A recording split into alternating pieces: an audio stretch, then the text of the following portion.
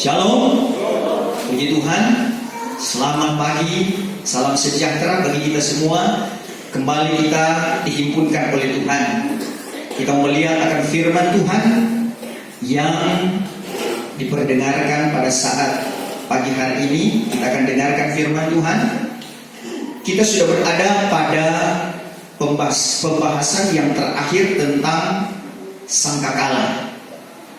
Yaitulah sangkakala yang terakhir, dan ini dirangkaikan. Jadi sebelum sangkakala yang akhir itu ada 7 bokor murka Allah. 7 bokor murka Allah dan sangkakala yang terakhir. Baik, saudara, kita segera akan membaca firman Tuhan. Kami ambil di dalam kitab Tesalonika, 1 Tesalonika pasalnya yang keempat. 1 Tesalonika pasal yang keempat, ayatnya yang ke-16 sampai ayatnya yang ke-18. Kita menghormati pembacaan firman Tuhan. Kita berdiri sejenak. Karena Tuhan sendiri akan turun dari surga dengan suatu sorak, dengan suara penghulu malaikat, dan dengan bunyi sangkakala Allah. Maka segala orang yang telah mati di dalam Kristus akan bangkit dahulu. Kemudian kita yang sedang hidup, yang telah tertinggal ini, akan diambil ke dalam awan, bersama-sama dengan mereka itu menghadap Tuhan di dalam awan-awanan. Demikianlah kelak kita senantiasa bersama-sama dengan Tuhan. Oleh sebab itu hendaklah kamu menguatkan hati sama sendirimu dengan perkataan ini. Terima kasih. Silakan duduk kembali. Saudara-saudara, 3 macam sangkakala. 2 sangkakala sudah kita bahas beberapa minggu yang lalu, yaitu pertama adalah sangkakala keangkatan gereja Tuhan, Matius 24 ayat 31. Yang kedua adalah sangkakala penghukuman. Kalau sangkakala yang pertama itu sungguh satu sangkakala yang luar biasa, menjadi bagian kepada gereja pengantin, terangkat di awan-awan yang bermain. Tetapi sangkakala yang kedua adalah sangkakala penghukuman yang sudah kita bahas minggu yang lalu.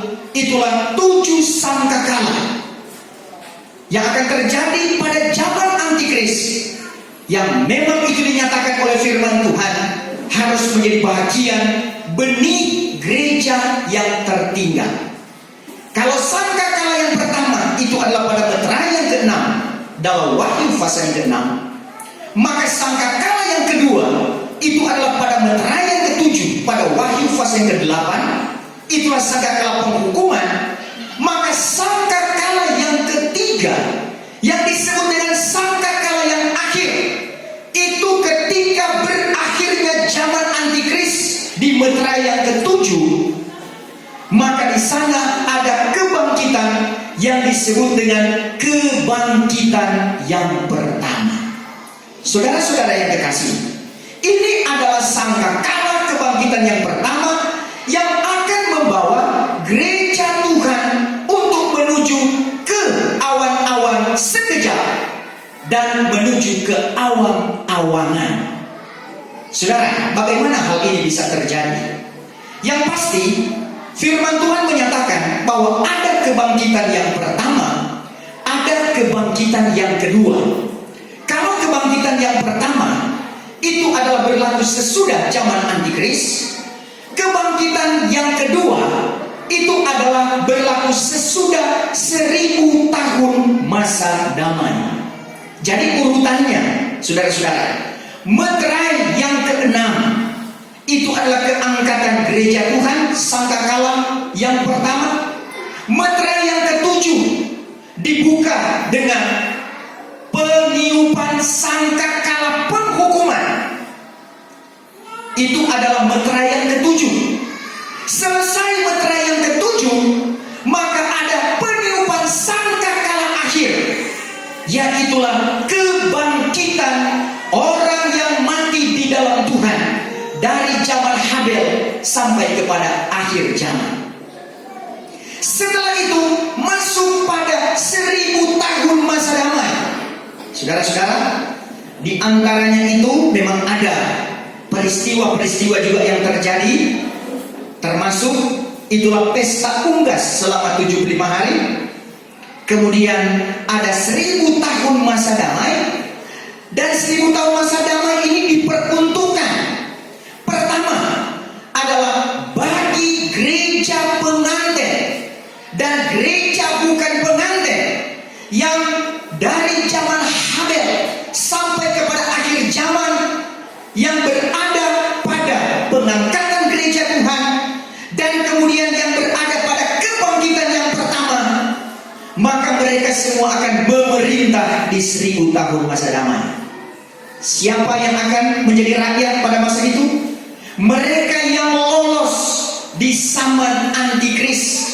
Ya, itu termasuk sebagian besar orang Israel, sebagian kecil benih gereja yang tertinggal, dan sebagian yang disebut dengan gereja Sunda. Apa yang dimaksud dengan gereja Sunda? Gereja Sunda itu adalah istri daripada antikris, yang gambaran dalam perjanjian lama itu adalah disebut Isabel, istri daripada Ahab.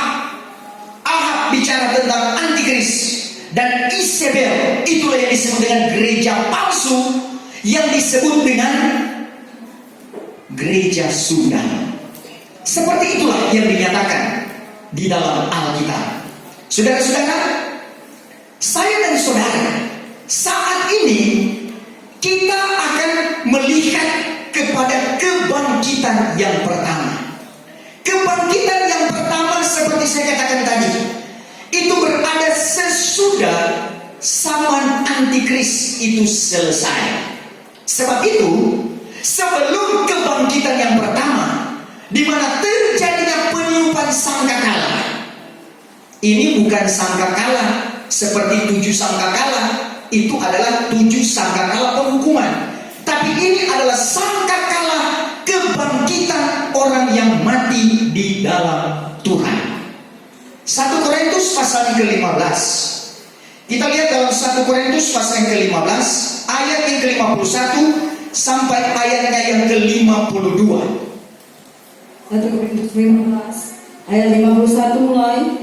Ingatlah, aku menyatakan kepadamu suatu rahasia. Ingatlah, aku menyatakan kepadamu suatu rahasia, kata firman Tuhan, bahwa bukan sekalian kita ini akan mati. Ternyata bukan sekalian orang itu akan mati, tetapi kita sekalian akan diubahkan. ada orang yang akan hidup sampai diubahkan.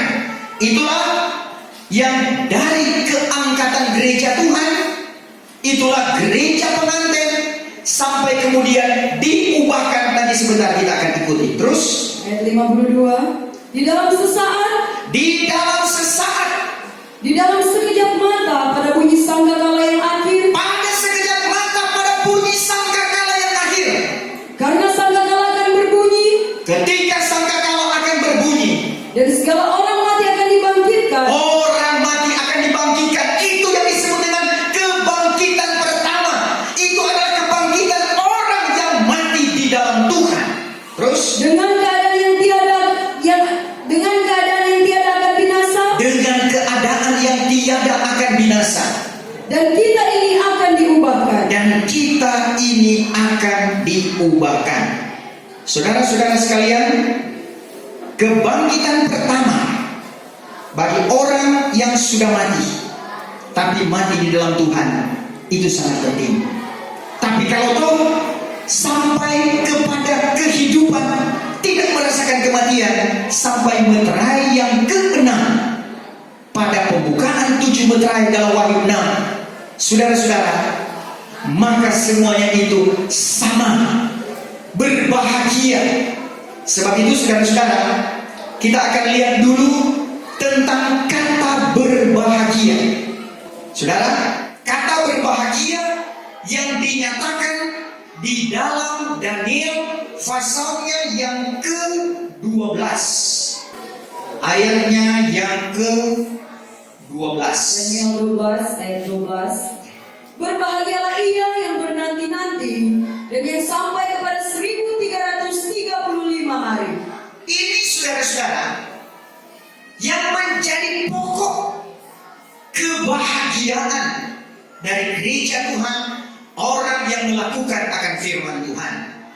Ini adalah bagian baik dari orang yang diangkat pada pengangkatan gereja Tuhan pada waktu Meterai yang ke-6, dan ini adalah kebahagiaan orang yang dibangkitkan pada kebangkitan yang pertama sesudah Meterai ke-7.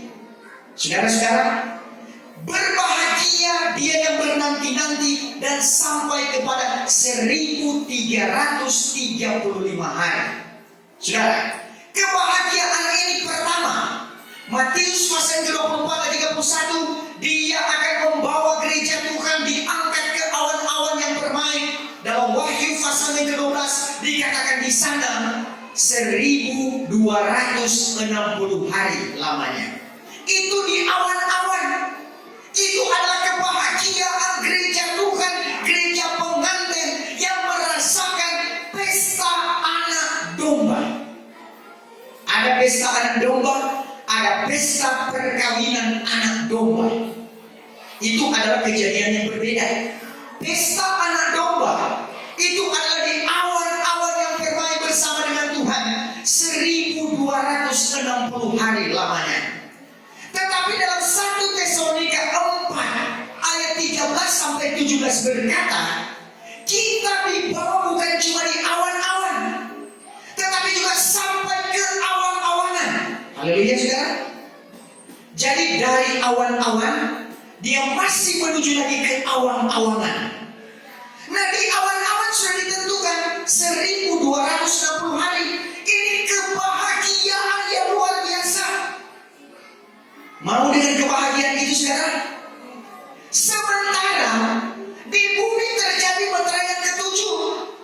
Di bumi itu bukan bahagia, tetapi itu adalah masa penghukuman. Itu 7 sangkakala dan 7 bawah murka Allah akan dialami baik oleh gereja yang tertinggal dan juga antikris pada waktu itu.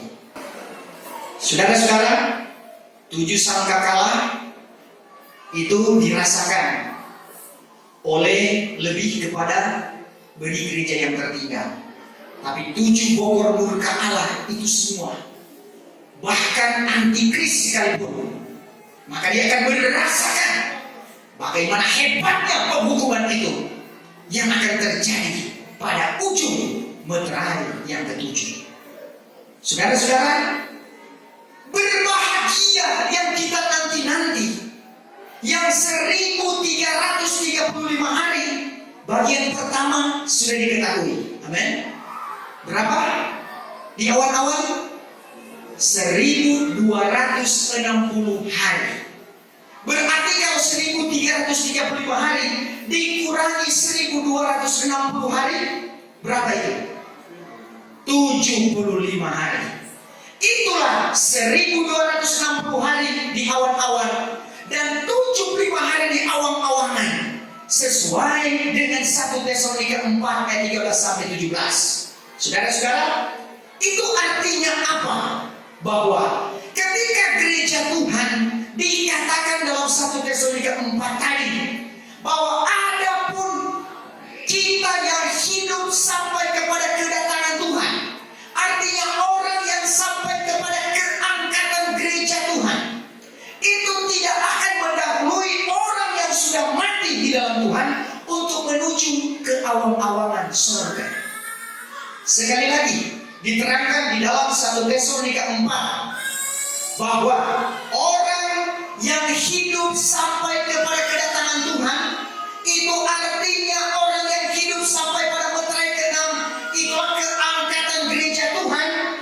Saudara-saudara, dia mengalami 1260 hari di awan-awan yang bermain. Dia tidak akan mendahului orang yang mati di dalam Tuhan untuk menuju ke awan-awanan. Sebab itu ada kebangkitan yang pertama.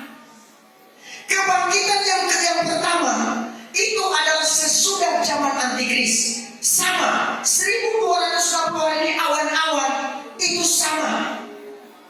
Jaraknya itu sama. Dia berjalan bersamaan 3,5 tahun. Saudara-saudara. Sehingga ketika terjadi kebangkitan yang pertama, maka sekejap semua akan bertemu di awan-awan. Berlakulah 1 Korintus 15 tadi, bahwa kita akan diubahkan, ya. Jadi akan terjadi pertemuan. Inilah pertemuan yang besar. Terjadi pertemuan di udara, yaitu mereka yang telah mati di dalam Tuhan dibangkitkan pada kebangkitan yang pertama, akan bertemu dengan mereka yang ada di awan-awan yang sudah melewati 3,5 tahun di awan-awan. Maka di sini dikatakan 1 Korintus 15 tadi, diubahkan oleh Tuhan. Kenapa harus diubahkan? Karena daging dan darah tidak mewarisi kerajaan sorga. Sebab itu diubahkan menjadi makhluk roh, sehingga bisa menuju ke awang-awangan. Di sana yang disebut dengan pesta 75 hari, yang disebut dengan pesta perkawinan anak domba. Wahyu pasal ke-19 berkata bahwa ketika kawin anak domba itu sudah tiba, maka istrinya pun sudah bersedia. Maka terjadi di kegerakan besar di meterai, ujung meterai keempat. Jadi ada di ujung meterai keempat, saudara-saudara, itu yang disebut dengan pernikahan gereja Tuhan. Dan kemudian meterai yang keenam, maka dia terangkat ke awan-awan, bertemu dengan mereka yang mati di dalam Tuhan sesudah zaman antikris, dan menuju ke mana? Menuju ke awang-awangan. Itulah pesta perkawinan anak domba Allah. Saudara-saudara, ini adalah jalur kebahagiaan. Orang yang berbahagia, yang bernanti-nanti dan yang sampai kepada 1335 hari. Saudara-saudara, jika syarat mereka yang mati di dalam Tuhan adalah minimal Galatia, Yohanes pasal yang ketiga, ayatnya yang ketiga sampai ayat ke-7, lahir baru daripada air dan roh, kamu memiliki kerajaan Allah. Kalau meterai yang ke-6 itu tidak cukup, harus Kisah Rasul pasal yang kedua ayat 37-38, bertobat, berbaptis dan beroleh anugerah Roh Kudus. Jadi perbedaannya, saudara. Kalau mau sampai diangkat di awan-awan yang bermain, harus komplit. Bertobat, berbaptis, beroleh anugerah Roh Kudus sempurna, saudara-saudara. Tetapi kalau mati di dalam Tuhan untuk dibangkitkan pada kebangkitan yang pertama, di zaman Roh Kudus ini paling rendah adalah Yohanes 3 ayatnya yang ketiga sampai ayat kelima. Lahir baru daripada air dan roh, maka kerajaan Allah itu menjadi milik saya dan saudara. Betapa pentingnya proses ini dalam kehidupan kita, karena kita akan menjalani masa yang akan datang. Masa yang akan datang harus menjadi masa depan yang cerah. Masuklah dalam rancangan Tuhan. Rancangan Tuhan adalah rancangan damai sejahtera yang memberikan masa depan, hari depan yang cerah. Hari depan yang cerah bukan semata-mata banyak uang, banyak harta, banyak doi, itu puji Tuhan. Tetapi masa depan yang cerah ketika kita diselamatkan oleh Tuhan. Ketika kita masuk pada perhinggaan kekal, saudara, jangan ada satupun yang tertinggal. Jangan ada satupun yang akan binasa. Orang yang masuk pada kebinasaan, dia akan meratap, dia akan meraung untuk kekal sampai selama-lamanya. Tetapi ketika kita memahami tentang pengangkatan gereja, itulah sangkakala yang pertama. Kita memahami itulah sangkakala tentang sangkakala penghukuman, dan ada sangkakala yang akhir, itulah kebangkitan yang pertama. Kita dapat melihat siapakah aku ini Tuhan. Sudah sampai di mana hidupku ini Tuhan. Kita bisa mengukur apakah kita sudah masuk kepada ukurannya Tuhan. Wahyu 11 ayat 1 dan 2. Pengukuran perlu terjadi. Ketika diukur baik Allah, kalau sesuai dengan ukuran, sabaslah engkau hai hamba yang setiawan, masuklah pada perhinggaan yang kekal. Tetapi ketika tidak sampai pada pengukuran, maka dikatakan biarkanlah halaman yang di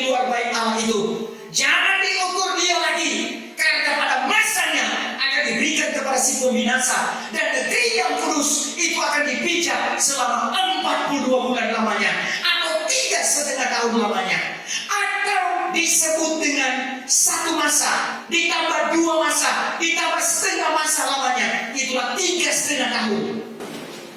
Itu adalah zaman antikris. Saudara, kalau kita mau diangkat oleh Tuhan, puji Tuhan. Tapi ketika pun Tuhan panggil kita lewat kematian, kita harus bangkit pada kebangkitan pertama. Amin, saudara.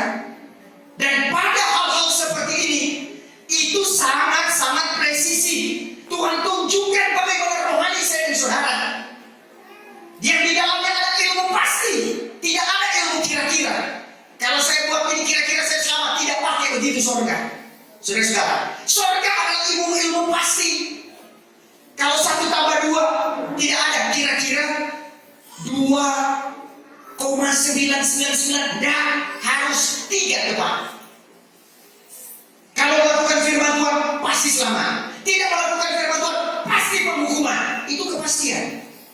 Saudara-saudara, sebab itu firman Tuhan nyatakan tentang kebangkitan yang pertama. Itu harus menjadi bagian orang-orang yang mati di dalam Tuhan kalau dipanggil oleh Tuhan.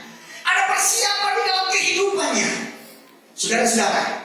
Tapi sebelum kebangkitan yang pertama ini terjadi, maka di antara kebangkitan pertama dan keangkatan gereja Tuhan, ya, meterai ke-6, keangkatan gereja Tuhan, meterai ke-7, itulah zaman antikris. Selesai zaman antikris, maka ada kebangkitan pertama.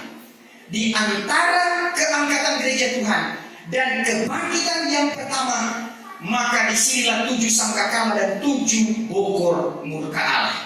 Saudara-saudara, ini adalah jalur yang menyakitkan.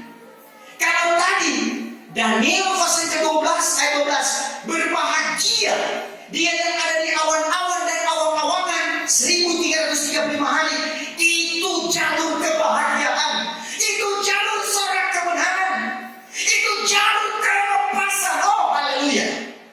Mau saudara? Haleluya.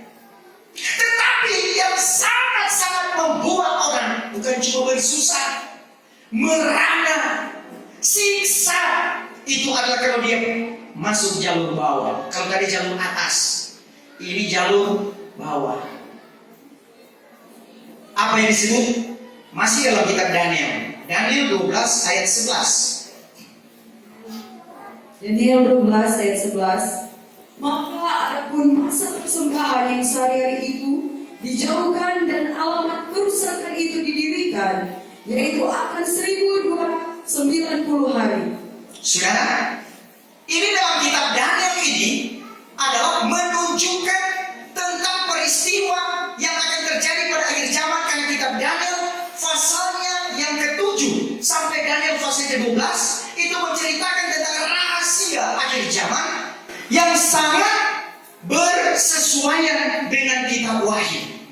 Termasuk ayat tadi bahwa masa kerusakan, masa kehancuran 1290 hari lamanya. Itu tidak bahagia. Kerusakan, saudara-saudara, itu adalah dialami oleh orang-orang yang tidak terangkat ke awan-awan yang bermain. Itu ada jutaan. Di dunia ini manusia semiliar, saudara-saudara. Jumlahnya sudah miliar. Banyak sekali. Tidak semua akan ke surga, saudara. Karena tidak semua melakukan firman Tuhan. Tetapi bagi kita yang ada di tempat ini, bagi saudara yang mendengar lewat live streaming, semua harus diselamatkan oleh Tuhan. Amin. Semua mesti masuk surga. Jangan ada satupun yang terbuang. Jangan. Sangat disesalkan, saudara-saudara. Sebab itu, seperti peribahasa mengatakan, pikir dahulu adalah pendapatan, sesal kemudian tidak ada gunanya. Kalau dengar firman Tuhan, selidiklah olehmu akan firman Tuhan, dan bacalah, kepadanya tidak akan kurang baik ini baik itu, dan rohnya itu akan menjelaskan kepada saya dan saudara. Itu kata firman Tuhan. Saat ini kita melihat lebih dalam tentang kebenaran firman Tuhan, bahwa hidup ini tidak hanya sekedar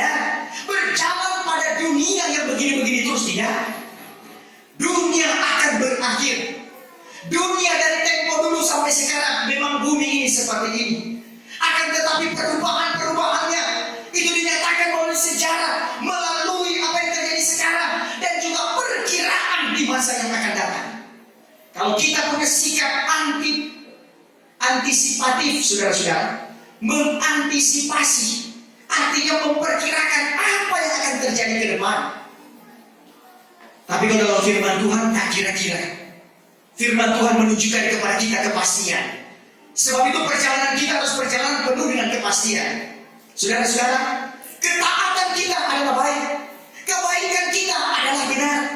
Tetapi seterusnya, saudara, soal tekun sampai langkah terakhir, Matius 24 ayat ke-13, itu adalah menjadi sesuatu yang harus sempurna, bertekun di dalam kebenaran. Biarpun orang bertekun tapi tidak melakukan kebenaran, itu akan menjadi sia-sia. Tetapi kita bertekun dalam kebenaran Allah, melakukan setiap firman-Nya, kita akan terhindar dari malapetaka 1290 hari. Itu dikatakan masa kerusakan. Saudara, kalau tadi masa berbahagia 1335 hari sudah ditentukan awan-awan dan awang-awangan, maka di awan-awan itu adalah 1260 hari, berarti sisanya di awang-awangan 75 hari. Tetapi masa kerusakan itu 1290 hari. Kalau masa kerusakan itu sudah ditentukan zaman antikris 3,5 tahun, sudah tahu 1260 hari. Akan tetapi masih ada kelebihannya. 1290 hari dikurangi 1260 hari, berapa saudara? Itu adalah 30 hari. Ternyata saudara, kalau di awan-awan, sesudah 3,5 tahun di awan-awan, maka ada 75 hari di awang-awangan. Maka di bumi terjadi adalah masa kerusakan. Yaitulah yang disebut 3,5 tahun zaman antikris. Dan ada 75 hari pesta unggas. Apa yang disebut dengan pesta unggas? Karena nanti Bapak Ibu Saudara, pada waktu meterai yang ke-7 dan bokor murka Allah itu berjalan mengakhiri zaman antikris, maka di akhir-akhirnya itu ada yang disebut perang Harmagedon. Perang Harmagedon itu bukan perang dunia ketiga. Karena minggu yang lalu firman Tuhan menyatakan sangkakala yang ke-6 itu adalah perang dunia ketiga. Kalau sekarang orang berkata banyak bangsa-bangsa sudah mulai berperang, banyak negara-negara mulai bertentangan, banyak yang mulai ingin angkat senjata, kalaupun perang belum akan terjadi perang dunia ketiga. Saudara aminkan firman Tuhan? Karena itu sudah ditentukan oleh Tuhan. Karena yang berkuasa atas dunia ini adalah Tuhan. Yang berkuasa atas segala skenario yang terjadi dari awal zaman sampai pada akhir zaman, itu adalah Tuhan. Tuhan pemilik kehidupan kita. Tuhan pemilik jalur-jalur yang ada pada kita. Sebab itu saudara-saudara, ketika selesainya zaman antikris, maka akan ada pesta unggas. Itu adalah pembersihan dari mayat-mayat bergelimpangan. Unggas-unggas itu dikatakan dalam kitab Wahyu. Saudara-saudara, ketika di televisi ditunjukkan itu burung-burung bangkai, ditunjukkan itu burung-burung besar, pernah lihat saudara? Saya kaget saudara-saudara. Berdiri bulu rumah saya. Karena apa? Tuhan, inilah gambaran burung-burung pemakan bangkai. Terjadi pesta, tapi pesta bangkai, saudara-saudara. Karena orang mati bergelimpangan. Kenapa saudara? Karena pada waktu itu akan terjadi itulah perang Harmagedon. Perang Harmagedon adalah perang Allah melawan manusia, manusia melawan Allah. Kok bisa? Ya. Karena apa? Karena manusia akan dikuasai oleh antikris, sehingga dikatakan tubuh, jiwa dan rohnya itu dikuasai oleh antikris, sehingga tidak ada kesadaran, tidak ada pertobatan kepadanya. 7 kepala 10 tanduk, naga besar dalam Wahyu pasal ke-12, dia merah menyala. Itulah setan Lucifer yang akan marah luar biasa, sehingga dia akan memerangi benih gereja yang tertinggal yang berada pada zaman antikris. Saudara-saudara yang kekasih, kita tidak ada di sana. Amin. Kita tidak ada di zaman antikris. Di zaman antikris memang saudara-saudara penguasaan itulah antikris dan gereja Sunda. Gereja Sunda itu sekali lagi adalah gereja palsu. Mereka yang mengamalkan Matius pasal yang ke-15 ayat yang ke-8 sampai seterusnya, itulah akal-akal manusia. Kemudian 1 Timotius pasal yang ke-4 yang mengamalkan pengajaran setan-setan. Jadi saudara-saudara, kalau di meterai yang ke-4 kuda kelabu adalah pertentangan antara hitam dan putih, adalah yang tidak berasal daripada Tuhan, maka itulah yang akan beroperasi di zaman antikris yang disebut dengan gereja Sunda. Tapi dia kaya sekali, saudara. Segala harta benda, dia menguasai para raja-raja, kata firman Tuhan. Dia menguasai kerajaan-kerajaan besar, sama seperti Isabel. Isabel, saudara, dia bisa menguasai sampai itu Nabot. Dia bisa rekayasa kebun milik Nabot yang sangat indah itu. Dia panggil orang untuk memfitnah Nabot agar supaya Nabot ini bisa dihukum. Ketika dia dihukum, maka Isabel katakan, bukankah inilah yang engkau mau? Itulah kebun anggur daripada Nabot. Saudara-saudara, ujung akhir zaman, roh Isabel, roh gereja palsu dan sesat, dia akan bekerja dan dikuasai oleh antikris.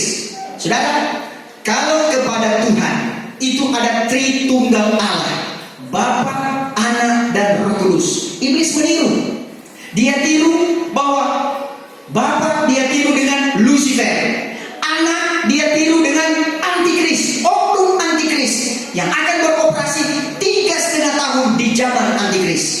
Dan Roh Kudus dia tiru dengan roh Lucifer, itulah roh nabi palsu. Kaki tangannya itulah nabi palsu yang akan beredar-edar mengajarkan pengajaran palsu dan sesat. Nah inilah saudara yang kita lihat di 1260 hari masa kesukaran, masa penghukuman. Jangan sampai kita berada di situ. Kalau kita melihat minggu yang lalu diuraikan, dibuka dengan tahun pertama pada zaman antikris itu dengan 6 sangkakala. Kemudian tahun ketiga sampai akhir itu sangkakala yang ke-7 dan bertemu dengan bokor murka Allah yang ke-7. Saudara-saudara, perlu diketahui bahwa kota antikris itu adalah Yerusalem. Antikris akan menguasai seluruh dunia. Itu digambarkan dengan Daniel 4 ayatnya yang ke-10 sampai ayat yang ke-11. Daniel pasal 4 ayat 10. Maka inilah segala khayal kepalaku di atas peraduanku, bahwa sesungguhnya kulihat adalah pohon kayu sebatang. Kulihat adalah pohon kayu sebatang Di tengah-tengah bumi, dan amat besar tingginya. Ayat 11. Maka pohon itu makin besar dan makin kuat. Maka pohon itu semakin besar dan semakin kuat, Sehingga tingginya sampai ke langit. tingginya sampai ke langit. Dan kelihatanlah ia sampai kepada ujung bumi. Dan kelihatanlah ia sampai ke ujung bumi. Ini bicara tentang antikris yang akan menguasai dunia. Seperti pohon besar ini di zaman Nebukadnezar, akan kelihatan sampai ke ujung bumi. Dia akan menguasai politik, ekonomi, dan agama. 3 besar ini saudara-saudara, yang sampai hari ini hal 3 besar ini menjadi bagian-bagian yang sensitif di tengah-tengah dunia ini. Sebab itu kalau kita melihat pergolakan-pergolakan ini, baik oleh karena politik terjadi peperangan, terjadi perbedaan ideologi, terjadi perpecahan, akibatnya maka terjadi peperangan, dan kemudian terjadi itulah ekonomi menjadi merosot. Lihat sekarang negara-negara sekarang, sementara terjadi itulah resesi ekonomi. Tidak peduli apakah dia negara kecil, negara besar, negara adidaya, negara adikuasa, tirai bersih, tirai bambu, negara berkembang. Saudara-saudara, semuanya kena imbasnya. Apalagi dengan terjadinya ini wabah virus corona. Sesuatu yang tidak diperkirakan sebelumnya. Tapi ternyata firman Tuhan sudah nyatakan, kuda hitam itu adalah berbicara tentang kematian akibat daripada bala sampat, sakit penyakit, dan sampai kepada itulah kuda kelabu. Di sana pun terjadi demikian. Dia akan membunuh dengan pedang, dengan maut, dengan binatang buas-buas di bumi. Saudara-saudara, ini sementara terjadi. Sebab itu penguasaan ini akan klimaksnya pada zaman Antikris. Dan istimewa tahun kedua dan tahun ketiga itu yang disebut dengan masa jayanya Antikris. Orang yang tidak punya enam, tidak boleh menjual, tidak boleh membeli. Bisa tahan, tapi kalau lolos, kalaupun dibunuh, bisa diselamatkan. Kalau lolos, masuk menjadi rakyat 1000 tahun masa damai. Tapi ingat, di 1000 tahun masa damai, Wahyu pasal ke-20, bahwa sedikit waktu iblis akan dirantai di akhir 1000 tahun masa damai, akan dilepaskan, maka dia akan menggoda, masih ada separuh rakyat akan binasa. Saudara-saudara, lebih baik jangan masuk menjadi rakyat. Amin. Sudah susah-susah menjadi rakyat, menjadi benih gereja tertinggal, bertahan, tebus dengan darah sendiri. Sampai sekarang ini kita masih merasakan penebusan darah Tuhan Yesus Kristus. Injil kerajaan masih dimasyhurkan sampai kepada keangkatan gereja Tuhan. Berakhirlah. Itulah Injil kerajaan. Saudara, pada masa gereja Tuhan sudah sempurna, menikah dengan Tuhan hari ke-980, pada kegerakan besar, selesailah Injil kerajaan. Yang ada adalah Injil kekal. Kalau Injil kerajaan, Injil raja mencari permaisuri. Tapi kalau sudah terjadi pernikahan, berarti tidak ada lagi sayembara cari permaisuri. Amin, saudara. Tidak ada lagi pemberitaan raja cari permaisuri. Yang ada adalah Injil kekal. Bahkan akan turun Musa dan Elia dalam Wahyu pasal ke-11, dan akan dipandang oleh segala bangsa. Walaupun mereka hanya berada di Yerusalem, tapi mereka akan memberikan kekuatan kepada orang-orang dari semua orang Israel pada masa itu, supaya mereka menghadapi zaman Antikris. Jangan mereka goyah, tetapi toh akan banyak yang gugur. Saudara-saudara, firman Tuhan berkata, bahkan seperti anggur yang akan diperas. Saudara-saudara, itulah nanti akan terjadi puncaknya pada 7 bokor murka Allah. Antikris akan menguasai perdagangan seluruh dunia. Itu sebabnya dia kaya raya. Kaya raya. Sebabnya ada banyak orang kaya-kaya sulit untuk mengerti firman Tuhan. Tapi puji Tuhan, kalau Tuhan pun memberikan kekayaan kepada kita, itu bukan hal yang utama, karena kekayaan rohani sudah ada pada saya dan saudara. Kekayaan firman kebenaran yang tidak akan membuat kita goyah dengan keadaan kekayaan dunia ini.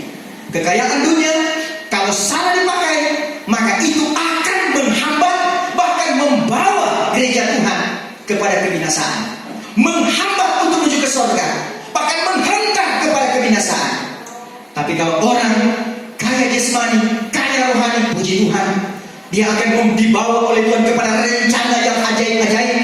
Rencana Tuhan yang indah, mulia, dan ajaib adanya, yang akan memberikan di dalam kehidupan saya dan saudara perjanjian yang hidup dan berkemenangan.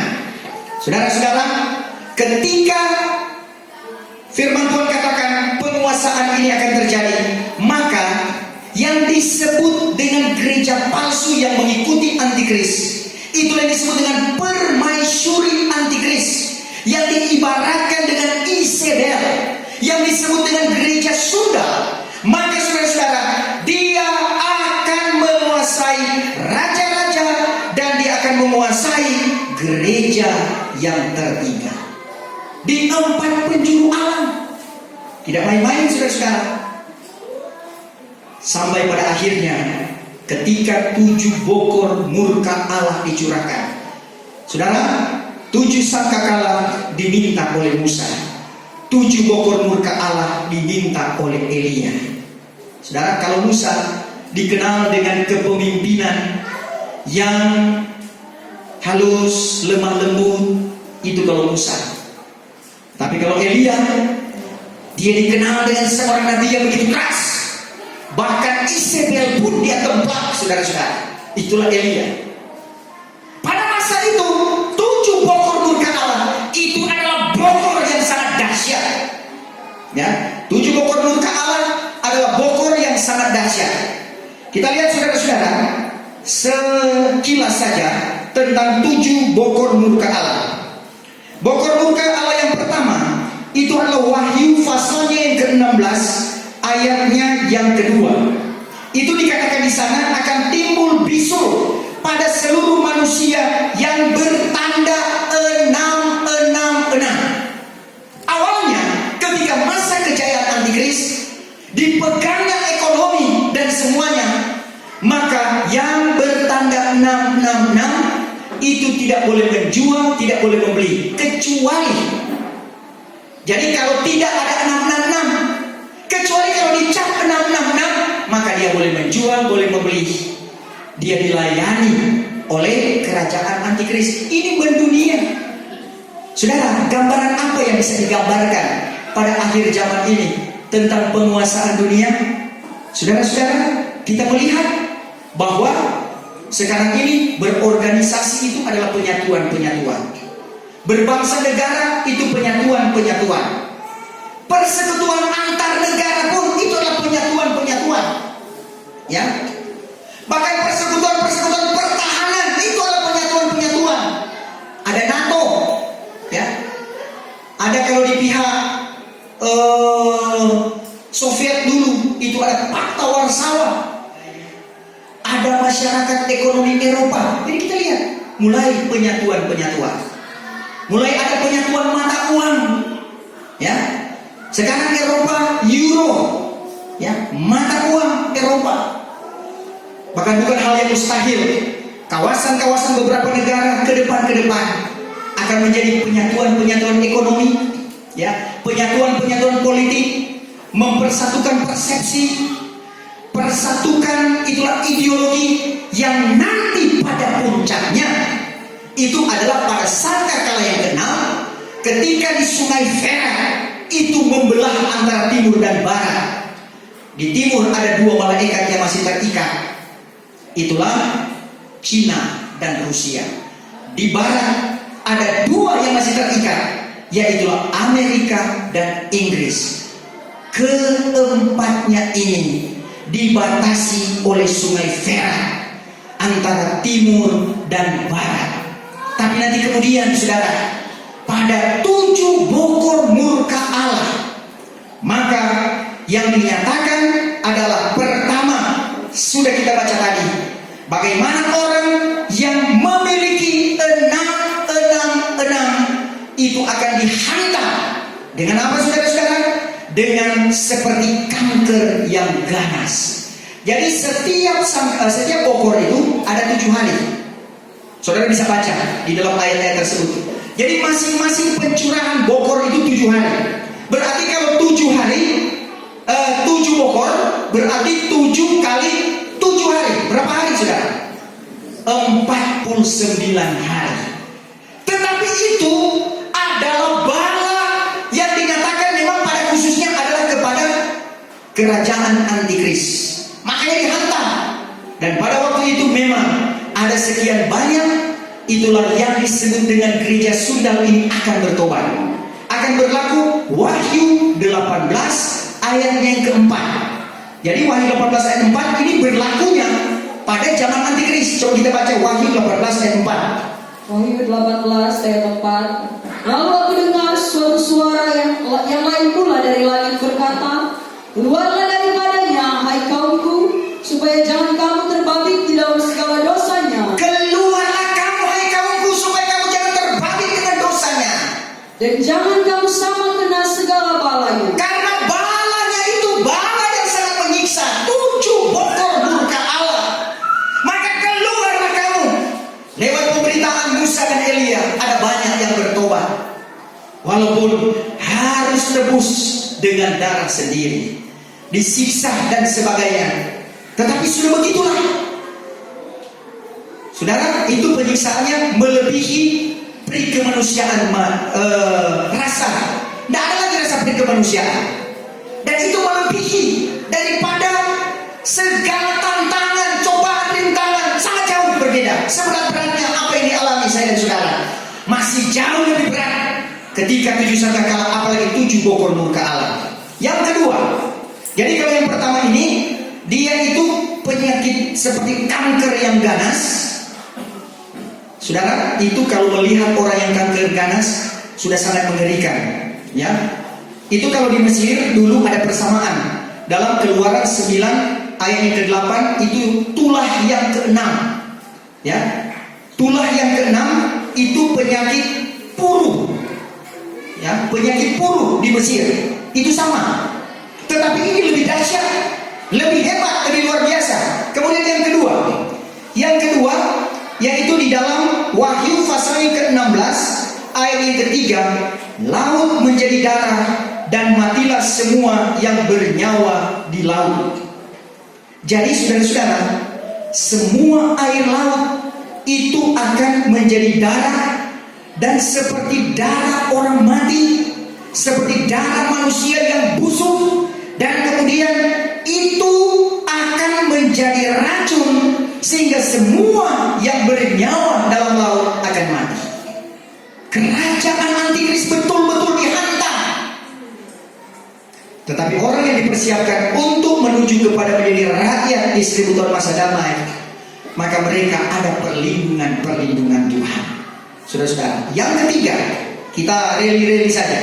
Yang ketiga, itulah bokor murka Allah yang ketiga, Wahyu 16 ayat 4 sampai ayat 7. Sungai-sungai dan mata air menjadi darah.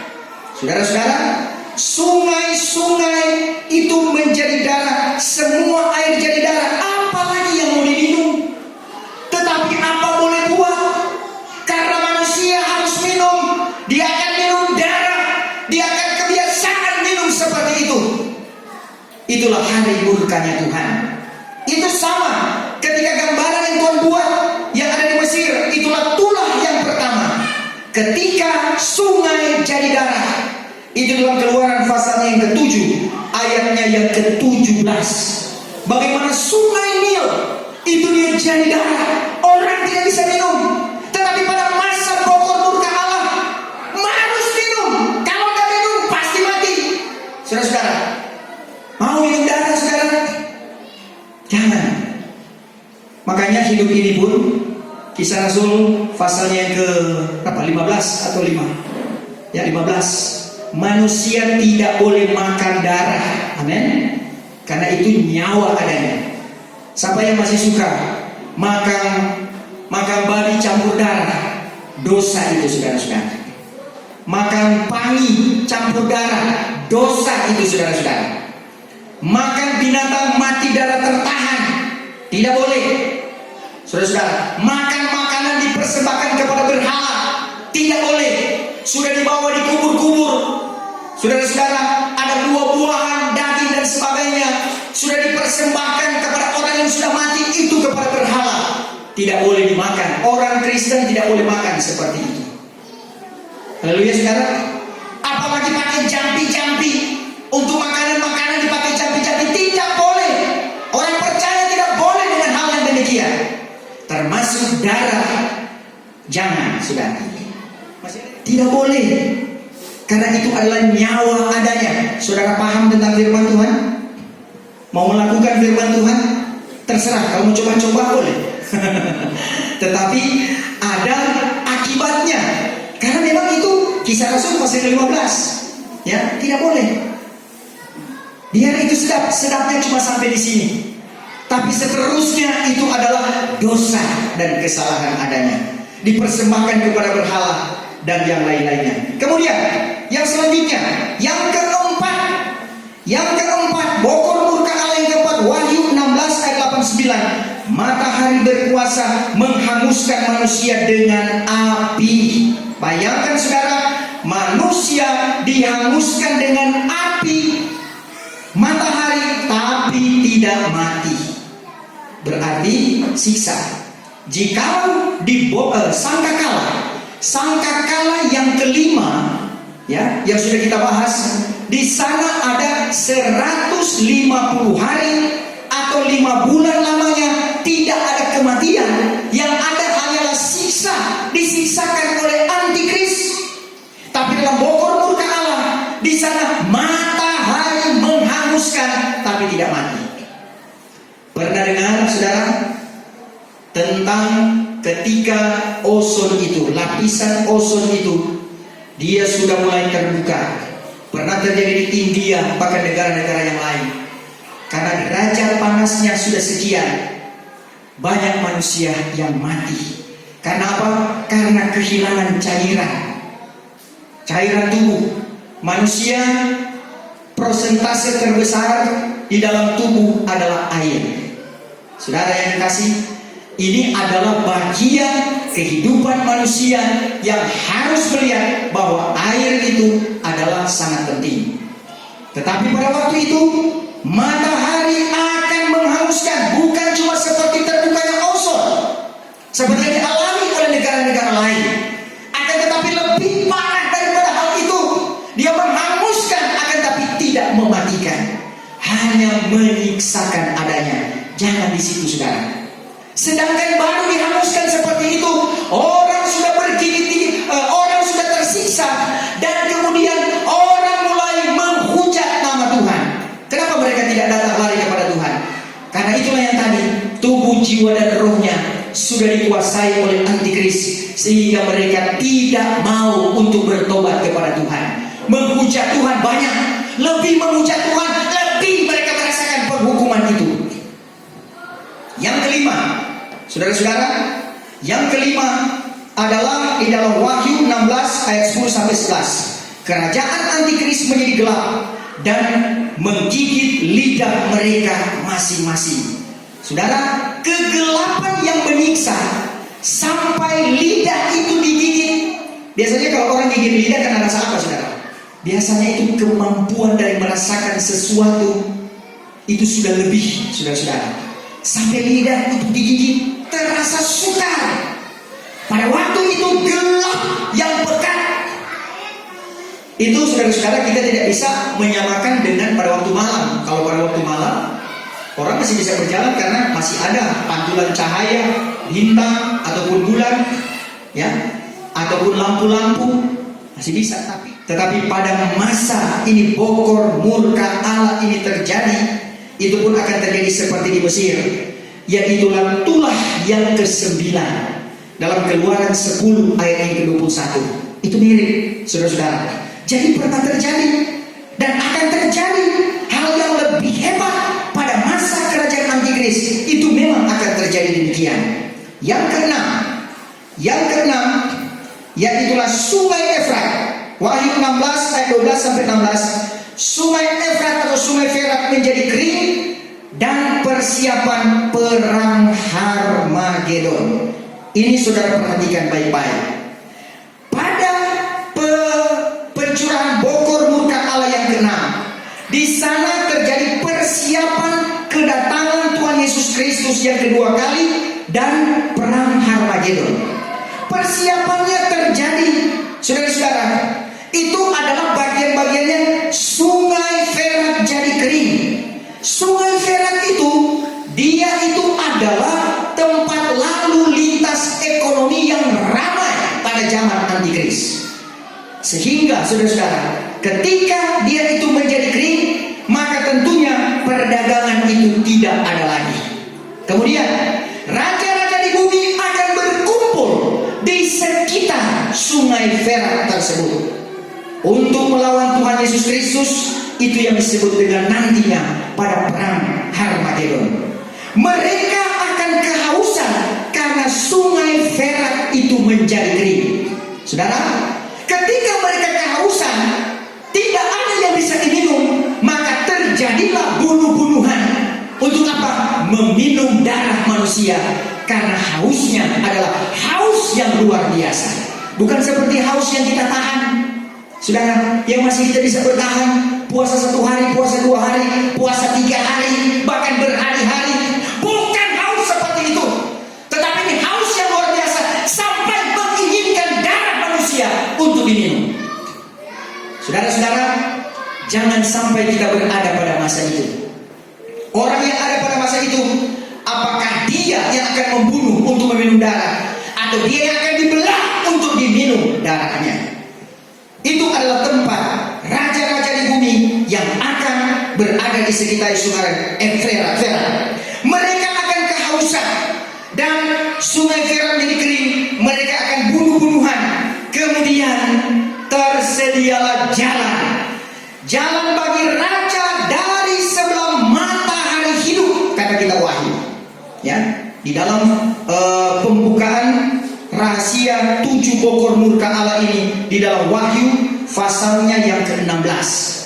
Terbukalah jalan bagi raja dari sebelah matahari hidup. Itulah berbicara tentang rahasia kedatangan Tuhan. Raja yang hidup, matahari yang hidup. Mazmur pasal 84 ayat 12 katakan, Allah itu bagaikan matahari dan perisai. Matahari hidup, itulah munculnya, itulah jalan bagi Tuhan Yesus Kristus bersama dengan 144.000 teruna-teruna yang sudah dilahirkan, yang pada pembahasan sebelumnya sudah kita ikuti, bersama dengan para malaikat yang setiawan. Maka mereka itulah yang bersama-sama dengan Tuhan. Itulah yang disebutkan dengan terbukanya. Itulah jalan dari matahari hidup. Kemudian, saudara-saudara, selanjutnya dikatakan bahwa raja-raja yang berkumpul, yang disebut di lembah Megido, itulah di Harmagedon di Palestina. Nah, itulah yang mereka berada di lembah Megido. Sementara di atas lembah Megido itu ada di awan-awan yang bermain, ada gereja Tuhan yang sementara bersuka-sukaan di sana. Saudara mau ada di mana waktu itu? Ada di Megido, di lembah Megido, atau ada di awan-awan? Awan-awan. Haleluya. Lakukan firman Tuhan sampai bersetia, sampai langkah yang terakhir. Selanjutnya, saudara-saudara, maka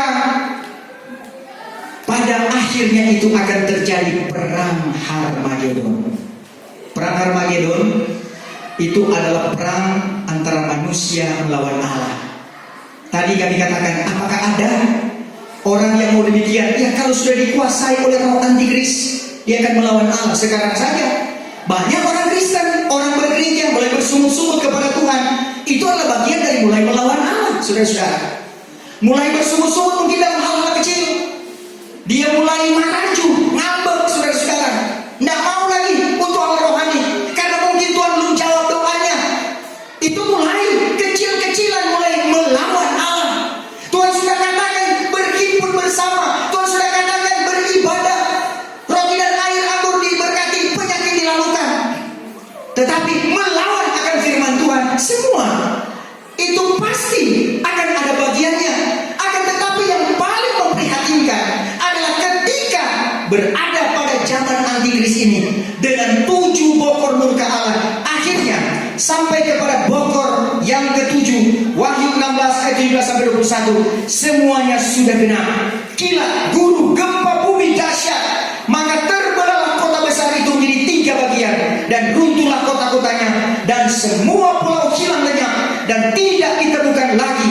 Hujan es kurang lebih setalenta beratnya menimpa manusia yang bertanda 666. Hujan es setalenta itu kurang lebih 45-46 kilogram, saudara. Kalau saja hujan es itu sebesar pingpong, saudara, jatuh di kepala, itu bagaimana orang tersebut itu bisa pecah itu kepala. Ini setalenta, kalau kena itu, saudara, makanya jangan berada di situ. Hal semacam ini kalau hanya dianggap sebagai sebuah cerita, saudara-saudara, maka kita akan menganggap biasa saja. Tapi ingatlah bahwa ini pasti akan terjadi. Kalau kuasa roh Tuhan bekerja dalam kehidupan kita, dan kita minta Tuhan kerjakan dalam hati dan kehidupan kita, bahwa semua ini pasti akan terjadi. Dan rintik-rintiknya sekarang ini sudah mulai terjadi. Saudara-saudara, bencana alam hal yang belum pernah terjadi bisa terjadi. Hal-hal yang mengherankan bisa terjadi. Karena apa? Untuk menunjukkan bahwa pada masa zaman antikris, 7 sangkakala dan 7 pokor murka Allah itu pasti akan terjadi. Tapi kita sudah berada di awan-awan yang permai. Haleluya saudara. Di waktu itulah ketika Tuhan Yesus Kristus datang, apa yang akan terjadi? Dia akan mengakhiri zaman antikris. Kemudian dia akan menghukumkan. Dia menangkap pertama, itulah ular tua, itulah naga besar, itulah Lucifer. Dia akan dibawa masuk kepada lubang yang tak terduga dalamnya. Tetapi dia masih mau dirantai di situ selama 1000 tahun. Karena nanti selesai 1000 tahun masih dilepaskan kembali di ujung 1000 tahun masa damai. Untuk masih akan mempengaruhi separuh rakyat yang ada waktu itu. Makanya jangan jadi rakyat saudara. Jangan katakan, ya bersyukur dia cuma jadi rakyat. Masih mau jatuh lagi saudara. Saudara yang kekasih, ketika Lucifer ini ditangkap, maka antikris bersama dengan nabi palsu, mereka langsung ke neraka yang kekal. Baru kemudian orang yang mati di dalam Tuhan itu dibangkitkan, yang disebut dengan kebangkitan yang pertama. Inilah yang disebut dengan 1 Korintus 15 dan 1 Tesalonika pasal keempat.